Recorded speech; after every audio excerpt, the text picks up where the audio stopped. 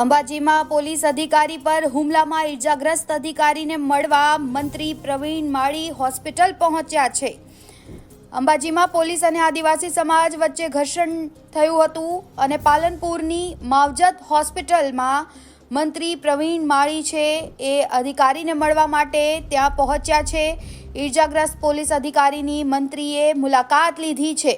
દાતા તાલુકાના પાડલિયા ગામમાં અધિકારીઓ પર લોકોએ દબાણ દૂર કરવા ગયેલા અધિકારીઓ પર હુમલો કર્યો હતો।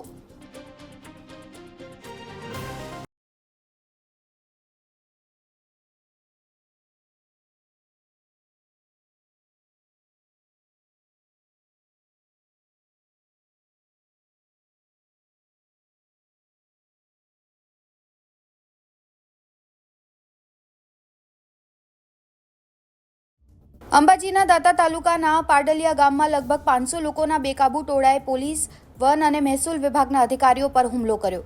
અચાનક થયેલા હુમલામાં ઓછામાં ઓછા 47 અધિકારીઓ ઘાયલ થયા હતા અને તેમને સારવાર માટે વિવિધ હોસ્પિટલમાં દાખલ કરવામાં આવ્યા।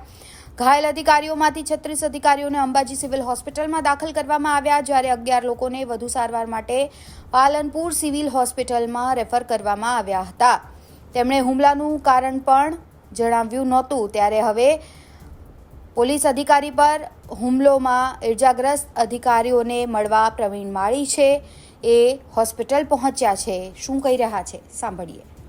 રોજ બનેલી ફોરેસ્ટ વિભાગના અધિકારી, પોલીસ વિભાગના અધિકારી અને કર્મચારી પોતાની ડ્યુટી દરમિયાન થયેલ એમની પર હુમલા માટે જે અધિકારી અને કર્મચારી ગંભીર રીતે ઘાયલ થયા છે તેમના સમાચાર લેવા માટે, તેમને હિંમત આપવા માટે, તેમને કરેલી કામગીરીને મુલતવી કરીને અને અગાઉના સમયની અંદર આવી ઘટનાઓ ન બને અને આગળ પણ કાર્યવાહી જે પોતાના ડિપાર્ટમેન્ટની જે કરતા હોય એ ચાલુ રહે તેની સમીક્ષા પણ કરી છે અને આવી ઘટનાઓ લોકશાહીની અંદર સાખી લેવાય તેમ નથી।